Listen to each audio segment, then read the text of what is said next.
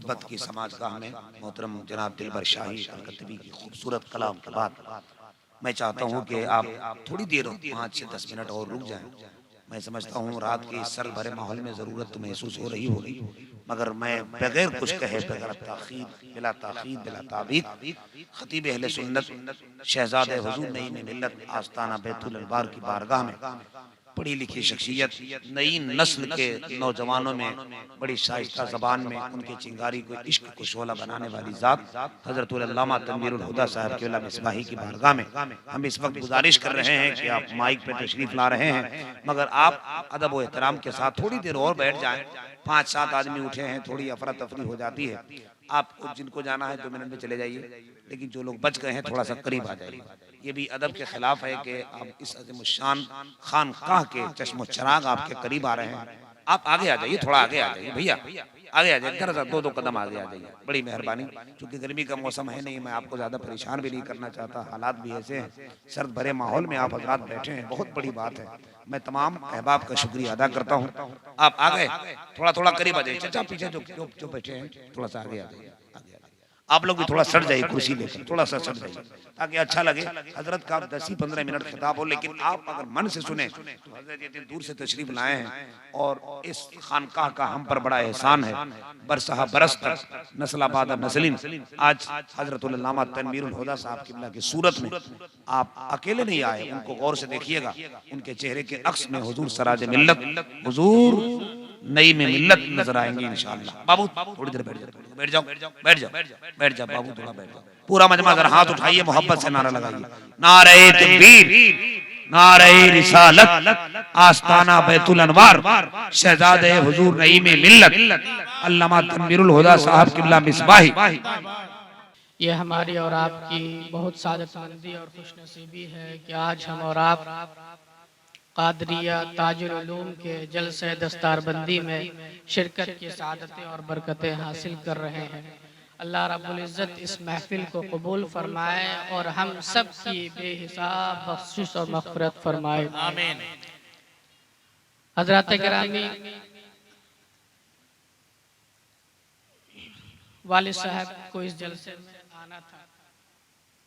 हज़रत मौलाना सिराज साहब क़िबला से भी बात हुई थी और वालिद साहब ने भी कहा कि मैं चलूँगा, लेकिन ठंड की वजह से और कुछ तबीयत नासाज होने की वजह से वो ना आ सके। और लेकिन उन्होंने मुझे ज़रूर कहा कि आपको ज़रूर जाना है, और उन्होंने आप लोगों के लिए, आप सभी लोगों के लिए बहुत दुआएं की और गुजारिश भी किया कि आप भी उनके लिए दुआएं करें, सेहत के लिए। अल्लाह रब्बुल इज़्ज़त वालिद साहब का साया तादेर हम सब पर कायम फरमाए, आमीन। और आप सबको भी जो है पीराने निज़ाम से सच्ची अक़ीदत और मोहब्बत की तौफ़ीक़ अता फरमाए। हज़रात गिरामी, दुनिया का हर शख्स एक मकसद रखता है, सबका मकसद एक, बोलिए कामयाबी। दुनिया में कोई ऐसा है जो कामयाब नहीं होना चाहता है? सब कामयाबी चाहते हैं, लेकिन मियार और सोच सबका अलग अलग है। बादशाह सलामत ये सोचते हैं कि हमारी पार्टी कामयाब हो जाए तो हम कामयाब हैं। वजीर ये सोचता है कि हमें वजारत मिल जाए तो हम कामयाब हैं। एक ताजिर दुकानदार ये सोचता है कि मेरी दुकान खूब तरक्की पे हो जाए तो मैं कामयाब हूँ। एक उस्ताद ये सोचता है कि मैं पढ़ाने में बहुत अच्छा हो जाऊं, कामयाब हो जाऊं और मेरे बच्चे अच्छे इम्तिहानात से कामयाब हो जाए तो मैं कामयाब हूँ। कामयाबी तो सब चाहते हैं, लेकिन मियार और सोच सबका अलग अलग है।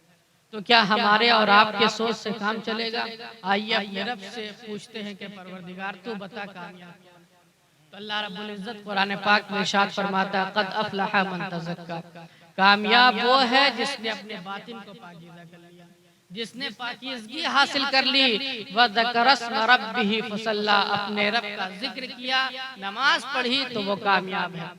और सबसे बड़े मुज़क्की हमारे आका व मौला सल्लल्लाहु ताला अलैहि वसल्लम है कि हमारे आका व मौला सल्लल्लाहु ताला अलैहि वसल्लम सहाबा को पढ़ाते भी थे, सिखाते भी थे और अंदर से उन्हें पाकीज़ा भी फरमाते थे।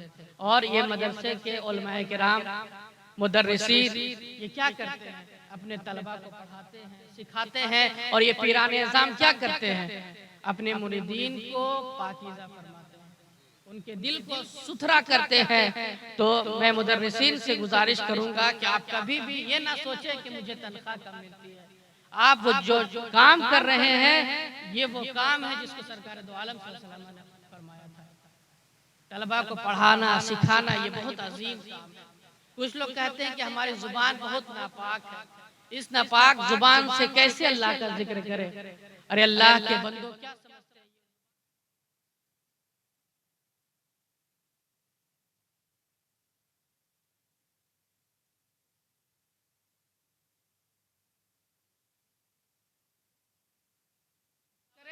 अल्लाह का जिक्र करें तो आपके दिलों की दुनिया में तब्दीली पैदा होगी। मैं बहुत मुबारकबाद पेश करता हूँ उन माँ बाप को जिनके बच्चे आज दारुल उलूम कादरिया ताजुल उलूम से फारिग हो रहे हैं। मैं बहुत मुबारकबाद पेश करता हूँ कि उन्होंने अपने बच्चों को इतनी अच्छी तालीम और तरबियत किया। और इस जलसे के मुनक्किद करने का मकसद भी एक होता है, मदरसे के जलसे का मुनक्किद करने का मकसद कि आप यहाँ आए तो ये मंजर देख करके और यहाँ की तालीम और तरबियत देख करके आप जब घर जाएं तो आपके दिल में भी इल्म दीन की अहमियत पैदा हो और आप भी अपने बच्चों को हाफिज कुरान बनाए, कारी कुरान बनाए। मदरसे के जलसे का ये मकसद होता है। तो हजरात गिरामी, मैं बहुत मुबारकबाद पेश करता हूँ उनके माँ बाप को कि उन्होंने इस मदरसे में उनको दाखिला कराया। आप पार्कों में जाएं तो आपको दरख्त मिलेंगे और आप जंगलों में जाएं तो वहां भी दरख्त मिलेंगे, लेकिन दोनों जगह के दरख्तों में जमीन और आसमान का फर्क है। फर्क है कि नहीं? फर्क है। जंगलों के दरख्तों को देखेंगे तो एक दरख्त की शाख दूसरे दरख्त पर, दूसरे दरख्त की शाख तीसरे दरख्त पर, तीसरे दरख्त की शाख चौथे दरख्त पर, कोई हुस्न इंतजाम नहीं होता। लेकिन आप किसी पार्क के दरख्तों में जाएं, किसी शहर के पार्कों के दरख्तों को देखें तो उसके दरख्तों में बड़ा हुस्न होता है। कोई खजूर की तरह होता है, कोई गुलाब की तरह होता है, बड़े खूबसूरत मालूम होते हैं देखने में। तो आखिर फर्क क्या है? फर्क ये है कि जंगलों के दरख्तों का कोई निगरान नहीं होता है, कोई मुहाफिज नहीं होता है, उनके बड़े हुए शाखों को कोई काटने तराशने वाला नहीं होता है। लेकिन पार्कों के दरख्तों का कोई निगरान होता है, कोई मुहाफिज होता है, उनके बड़े हुए शाखों को कोई काटने तराशने वाला होता है। बिला तशबीह व तमसील वो माँ बाप जो अपने बच्चों की निगरानी नहीं करते, उनकी अच्छी तालीम और तरबियत का इंतजाम नहीं करते, उनके बच्चे जंगलों के दरख्तों की तरह होते हैं, कोई हुस्न नहीं होता है। लेकिन वो माँ बाप जो अपने बच्चों की अच्छी तालीम और तरबियत के इंतजाम करते हैं, अच्छी सोहबत के इंतजाम करते हैं, उनके लिए तालीम का इंतजाम करते हैं, तो उनके बच्चे पार्कों के दरख्तों की तरह खूबसूरत मालूम होते हैं। तो आप अपने बच्चों को जंगलों के दरख्तों की तरह ना बनाए, बल्कि पार्कों के दरख्तों की तरह खूबसूरत बनाए, है ना?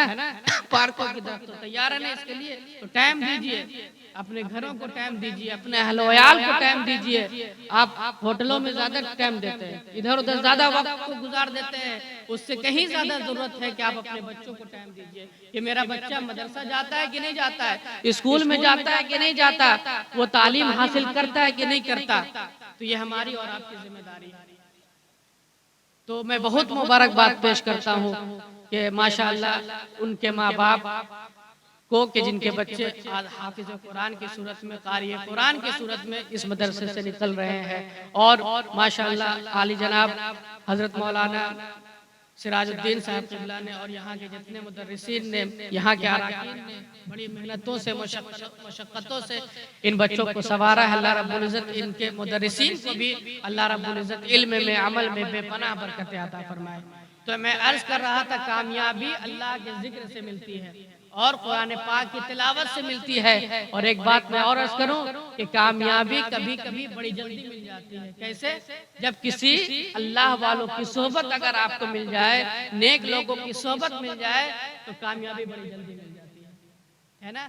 तो बुजुर्गान दीन से अकीदत और मोहब्बत इसीलिए रखी जाती है ताकि आपके दिलों में तब्दीली पैदा हो, आप कामयाब हो जाए। इंशाअल्लाह मैं दुआ करता हूँ और दुआ करता हूँ कि अल्लाह रब्बुल इज़्ज़त इस मदरसे को खूब से खूब तरक्की अता फरमाए और इन बच्चों को इल्म में, अमल में बेपनाह तरक्की अता फरमाए। और जितने लोग हाजिर आए, मौला सब की हाजिरी को अपनी बारगाह में कबूल फरमाए और हम सबको मसलक अहले सुन्नत, मसलक आला हज़रत पर कायम व दायम रखे। व आखिर दावाना अल्हम्दुलिल्लाह।